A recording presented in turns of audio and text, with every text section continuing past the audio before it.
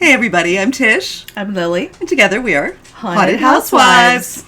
And honestly, tonight we need an incentive here. We're trying to record an episode so we can get to watching a horror movie. This is what we do. Our exciting Saturday nights before haunt season starts. Right. So tonight we decided we were going to talk about Beauty and horror? I can't remember. Yes. I know what we're talking about. I don't remember the exact words. The beauty of horror. This is my life as well. Words are difficult. You wouldn't expect it, but words are hard. We were thinking about some of the experiences we've had as haunt reviewers in the hundreds of haunted attractions we've visited, the movies we've seen, and we realized that one of the things that was kind of unexpected is how beautiful some of these experiences can be. Yes, I agree. It's not something I thought about going in. We were super interested in getting scared because obviously that's why you go. You like to be scared. But I didn't think about... I can't remember thinking now, like, what would have been my first... Probably the very first time, honestly. I remember going through Scare House, and I'm sure there were things there that I was like, wow, this is beautiful. But, it's not beautiful. My dog trying to pull down our ring light. Me unable to continue the conversation because I'm watching everything unfold. See what happens. Don't try this at home. We are professionals. Oy. I remember some of those early visits to Scare House with our kids. I think that was Scare House, 100 Acres Manor, Castle Blood. Those were, I think, the first places we went with our children. Mm-hmm. And I don't think, I don't think that there was a moment where I consciously registered, yeah, this probably is beautiful, not, especially with our children, because we were getting strangled and they were hiding behind us. We were thinking about other things. We were trying to keep from being asphyxiated by our own kids in the middle of a haunted attraction. Yeah. But in the years since then, we've come to think quite a lot about beautiful scenes, beautiful moments. We notice them a lot more as we're trying to remember things that are happening so that we can write about them later. We notice things that are beautiful, scenes that are beautiful, actors that are just put together so beautifully. Yeah. And I'm going to get super nerdy here. If you don't, do it with your permission. I'm going to get really nerdy here. There's a tradition of beauty in horror. When you think about the origins of horror literature in England, in America, in English language horror, it grows out of the Romantic tradition. And I'm going to give you sorry about this. This is going to be like a quick and dirty lesson. Short little lecture about Gothic horror and the origins of Gothic horror. So late 18th century, early 19th century, the Romantic poets and artists were responding. They were creating a backlash to the rationalism of the Enlightenment. They were saying, life is not all about reason. Our experiences are not all about reason. There's something more. We want feeling. We want beauty. We want something greater. And you had, from the late 18th century into the early 19th century, you had artists traveling around Europe and painting mountain peaks and painting waterfalls and trying to reproduce these experiences for people back home and saying, look at this beautiful thing. If you see this beautiful thing, you're going to be transported. you're going to feel like you're there. The Gothic is an outgrowth of this. There's a group of artists who, and I'm way oversimplifying, but you know what?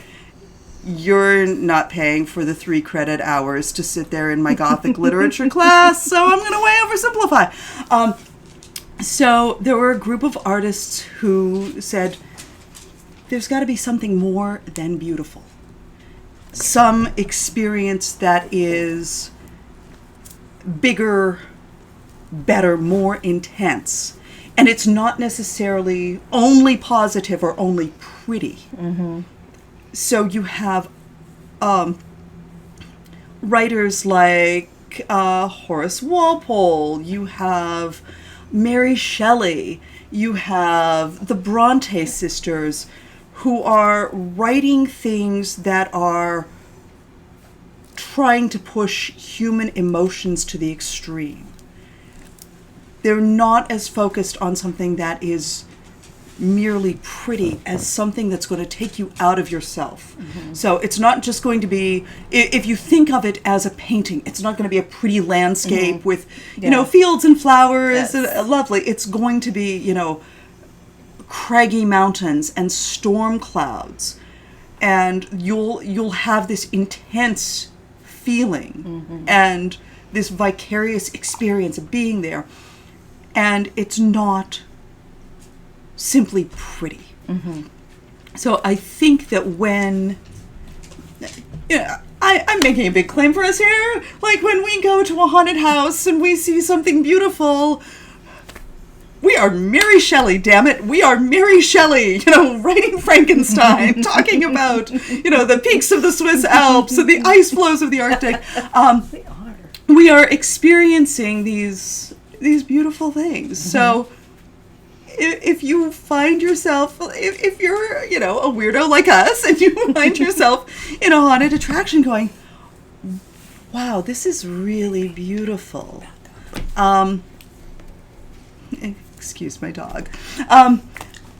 Just assume every time I go like this. Who is absolutely trying to pull down this our entire apparatus.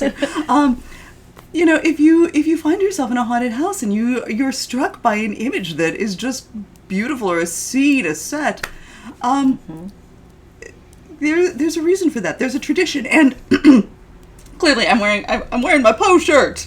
I'm wearing Edgar Allan Poe because he was also an advocate for beauty in horror. I think he talked about.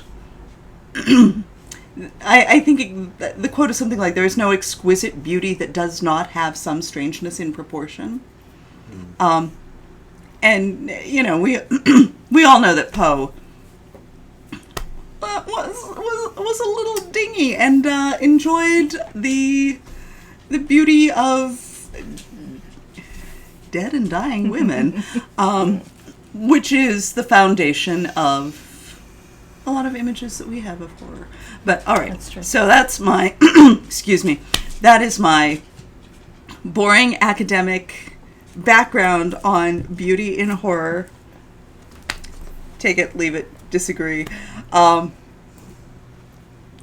you know, I think that you know, beautiful haunted houses are part of a tradition. Yes, I agree. Thank you. What a surprise! That was, I know, right? Shocking. Do you remember the first place that we went that you thought there was a scene or a set or a single image? I was trying to think. I don't know that I remember the first time that I said, "Wow, look at that." Now I do a lot. But yeah. If you ever follow us through a haunted house, you will hear that. What you'll see is if we have time, it will alternate between and Yes, very much so. Probably the first place that I really appreciated the beauty of the building and what they have done inside of the haunt would be Castle Blood.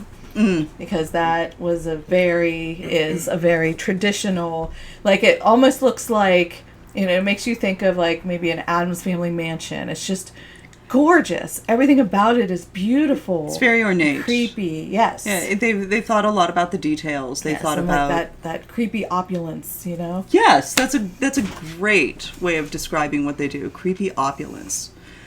So if you like gothic horror, it's that kind of environment. Yeah. I think one of the places that I had an experience like that, where I found myself just sort of struck by how beautiful the environment was. 100 Acres Manor had, maybe still has, we don't know what their plans are for the upcoming haunt season. They had an attraction, a particular like set within the haunted house called Voodoo, and it is the cool. swamps of Louisiana, French Quarter in New Orleans, and I remember walking into that set, and it's open air, and you see sort of the above ground crypts like you would see in New Orleans. You see the mausoleums against this open sky, and if there's a moon in the sky, and you find yourself in this beautiful other place with things moving among the tombstones toward you, and it's very striking. And that environment it's very carefully realized. Like 100 Acres Manor it's built in what used to be an old recreational building, as I understand it. There was a swimming pool, so there's water. Yeah, there's water, and there's a bridge over it, and there's the like little houses. I don't know, not houses. I don't know what I would call them, huts. Yeah, but it's so cool. Such a cool environment, and it's just it is very fully realized, very detailed, but just really beautiful too. Yes. Yep. I know one place that sticks in my mind for a beautiful scene is West Alexander. One of the barns. All right, so background. Do you want to explain what West Alexander is? West Alexander Scare Fair. And it is, I think, an all-volunteer haunt in a fairground. Not necessarily a big budget place, but one of the things they do is they take the barns at the fairground and transform them into sets for parts of their haunt. Sorry. Yep. I'll shut up now. She'll do the background and I'll just start talking. She'll let me know when something needs explaining because so yeah, the one of the barns, they have multiple barns. So you start in one and you kind of take a pathway and go through a few others. And one of them, there's, I guess the stalls, it kind of just has a roof and then has like walls that only come up maybe 3 or 4 feet. And there's an opening, but you're outside. So it's really dark and you can see forms, like low hanging forms, but not really like what's in there yet as you're like walking in. And they have the smoke machine going, and then the actor is standing in the middle and you just see this form, and it's just it gives you goosebumps to stand there and look at that. And then I don't want to talk about the rest that happens because it might still happen. Yeah. But there's a whole scene that plays out while you're already just amazed by the scene you're looking at. You almost don't want to go in and disturb it. Yeah, there's certain places that, and you raise a good point, that there are places that use their setting really well. Like the barns at a fairground, using that sort of open-sided structure to create a particular kind of atmosphere, or using the pool at 100 Acres.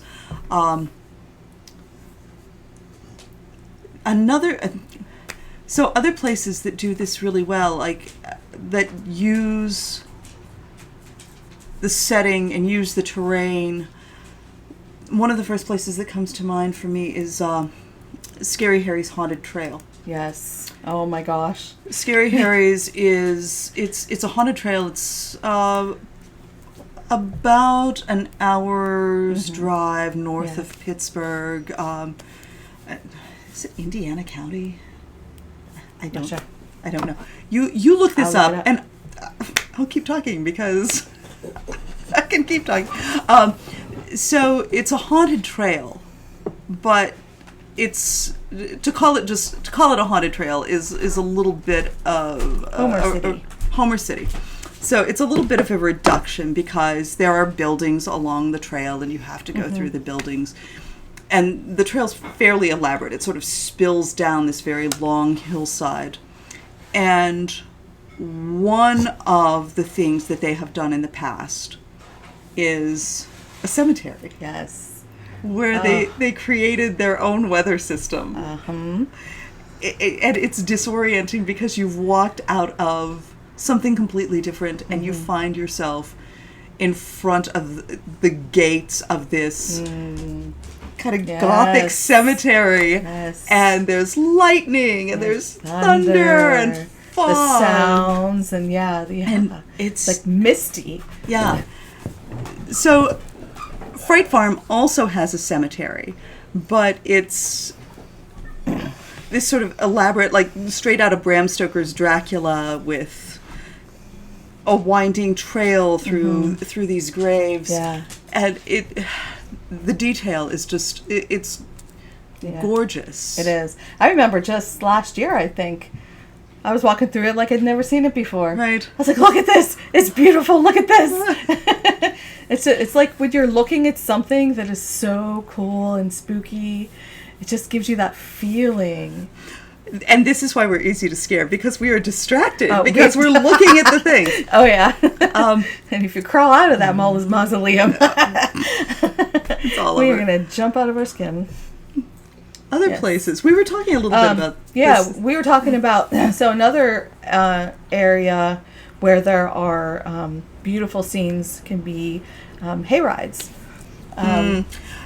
Because hayrides rely on creating a scene, because you know you're not walking through, you don't have the intimacy of, well, sometimes you have the intimacy of being this close to the actors because they're crawling onto the hay wagon, but a lot of times you're sort of watching the tableau play out. It just depends. I feel like so many of the hayrides are different in that kind of way. But they so a lot of times the scene itself is beautiful, but and there have been, like the time where Freddy Krueger was on top of a hearse. I mean, that was stunning, amazing. And but also we've noticed, after you go past the scene, if you look behind you, a lot of times, well, almost always, they're still acting, but a lot of times they make a scene, like somebody, like they figured out this looks really cool if we do this after everybody went, and not everybody turns around to look to see what's happening, but now we know. Like, they'll keep the scene going. They will keep the scene going, hoping that somebody will turn around and see, just this really cool thing back there happening. Maybe, Leatherface with the chainsaw spinning around in the middle of the road, or just some monster silhouetted there dragging someone else away. They're visual, and they rely on creating these memorable images. We've talked a lot about things that are in some ways traditionally beautiful. You want to push back on that a little bit? Blow that open? Yeah, sometimes there are scenes inside of haunted houses where they just put so much attention to the detail, to what is supposed to be in this room. So say you're in a kitchen now. So everything that should be in a kitchen is in this kitchen. And down to, wear marks on things, and maybe something weird and gross happened there. And there's a bunch of other stuff. But also the gore is beautiful. like it can be. That made me think of like Nightmare Cleveland, which does gore. Yes. Very well. Nightmare Cleveland is one of 2 haunted houses in the Cleveland, Ohio area that are created and run by the same group of people, and they are very committed to realism. They are super committed to creating an experience that convinces you that you are in, say, an abandoned laboratory where scientists were conducting unspeakable experiments, and you might wonder how a sci-fi themed haunted attraction is either realistic or beautiful, but Nightmare Cleveland does they do gore incredibly well.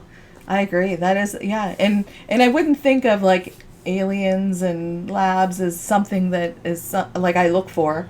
Yeah. But they do it so well. And part of it is creating a visual experience. They create a very layered visual experience where you can see you'll walk into a hallway and you can see what's waiting for you 2 or 3 rooms ahead. And you might not think that that's scary, but it can create this like what is that sense, anticipation and dread. So it's visually very well designed. But it's their haunts are very bloody and very realistic, and like Lily was saying, the way they design the gore is striking. There's a room that you walk into, or there was last couple of years, where something terrible happened, and there's an enormous puddle of gore on the floor. Something terrible happened, and you know in your heart it's not real, but you don't want to get close to it. And just the pattern and the placement it looks amazing. Yeah. What else? What are some other non-traditional beautiful images? I feel like most of it is non-traditional beautiful. Hi, baby. I'm gonna say, how about the house at Maniac Mountain? Oh. Maniac Mountain is And the junkyard. And the junkyard. I'm just always so scared in the junkyard that I have a hard time looking around, but yeah. This is a haunted attraction in Buckhannon, West Virginia. It is in the mountains. If you go there in October, please dress warmly. You will need to dress warmly because it gets cold up in the mountains. But there's a house, a corn maze, and a kind of Mad Max post-apocalyptic junkyard, and it all works. It all fits together. Yeah. But the house looks like some sort of hillbilly cult has taken over, and there's twig figurines like something out of the Blair Witch Project hanging on the walls, and there's animal heads, and it's all very consistent. It's not gothic pretty in the ways that some other haunted houses are pretty, but it's beautiful. It looks like what a cult of cannibalistic mountain people would come up with for art and hang on their walls. And that's really striking. And then the junkyard looks like what happens if a bunch of mechanically inclined rednecks up in the mountains survive the nuclear apocalypse, and they set up their own society. And it's the creators use sort of hollowed out cars and trucks and machinery, like junk. It's a junkyard. Yep. And create this sort of post-apocalyptic haunted attraction where you're walking past whatever survived this catastrophe. And it looks amazing because they've repurposed things like, gas stations and signs and Right. and drainage pipes. It's hard to remember. I'm terrified in there. Like I know there's times where I'm like, wow, but I'm just, I'm basically running for my life in there. Yeah.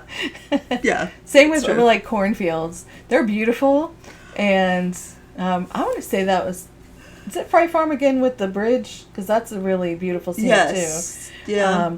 But the cornfields, they're beautiful, but like we're always lost, and we're always like, I don't know. We get like, where are the actors? Jen, shut up.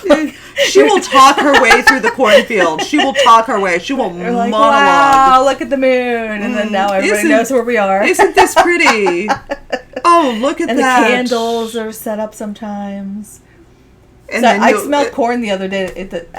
That's another thing. Every smell that reminds me of haunts. Somebody is burning any kind of wood anywhere. That makes me think of a haunt. Soil makes me think of a haunt. And that corn. Sweet smell. Corn. I'm in the store, like corn, like, hey. I remember being lost in that cornfield for 45 minutes. Yeah. That was a blast. Yeah. Yeah. We kept running into the same people. Yeah. Our tip for getting out of corn mazes, you have to go past the scary thing, kids. Yeah. You always have to go past the scary thing. The guy with the chainsaw is blocking your way. Which is why it takes us 45 minutes to get out of the cornfield. Because some of us have an issue with chainsaws. No, that's... I think that, we're probably, like, preaching to the choir here. We're, like, trying to convince you that horror is beautiful. If you're watching us, you probably think horror is beautiful. Yeah. But, here's a tip. If you're super scared to go to a haunted house, think of it as, going to a museum, going to an art gallery, looking for the pretty things, pay attention to the details. Yeah. Right. And I appreciate all of the time and effort and creativity that goes into making these scenes and making these haunts. That vision that they have, and they make it come out so beautifully. It's amazing. And it gives me lots of dopamine.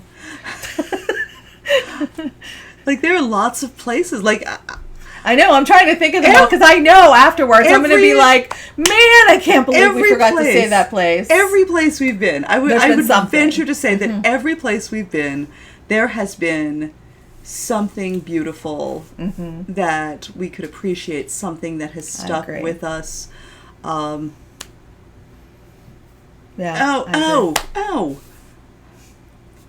Crawford School. Crawford School's chair maze. Yeah. I'm not going to tell you anything else about this, but it's an abandoned haunted school where terrible things have happened. Yes. And the owners have built this environment that is really unsettling and technically amazing. It's a how did they do that moment, and also beautiful. And it's a funny moment because, kind of like Nightmare Cleveland, you see the scary thing ahead of you. You see the scary thing that's going to happen. As you're making your way, and as you make your way closer to the scary thing, and you realize you can't avoid it. You're going to have to get really close to this awful thing. And it is just, between the lighting and the design of that, and also, I mean, it has a special place in my heart because, so the villain of the Crawford School of Terror horror story is a writer. Mm-hmm. She's a little girl who likes to write, and there are scraps of her poems all over the walls. Mm-hmm. Yeah, they're words mm-hmm. everywhere, and not just warnings, but her poetry. Yes. So mm-hmm. I mean, yeah, I love that. Really cool. I love that. Mm-hmm. Mm-hmm. Really, I know I'm going to feel bad when we stop this because every place we've been, yes, we've been has something beautiful. Yes, but yeah, I think mostly we just wanted to give a general idea of the types of things, mm-hmm. and it's supposed to be beautiful. It's supposed to be. Yes. It's in the DNA of horror. It's, literally the DNA. If we go back to Mary Shelley, it's supposed to be beautiful. So when you're going to haunted houses and haunted trails, appreciate the beauty. Mm-hmm. Drop a comment. Tell us what you think is beautiful. Right, or what you've seen that was beautiful. What's the most beautiful thing you've seen in a haunt? Or, or scenes from horror movies. We will pause the movie. We'll pause the movie and go, look at that. It's amazing. Beautifully set up. Yeah. Anyway, we will be back. Haunt season is coming up. It is. We will. I think we're going to make some videos about haunts. We're about 2 weeks away, and next week maybe we can do a little. We can do a little getting ready. Preview, getting ready. How to be a good guest in a haunt. We can, yes. We need to talk about and funny. We could do a funny one too. There's been so many funny moments in haunts.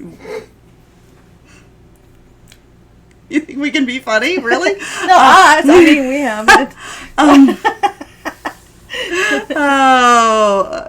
Well, if you're watching, thank you. We will be back. We promise that there will be at least 50% less dog next time. And, drop a comment, follow, like, subscribe, and we'll see you next time. See you soon. Bye.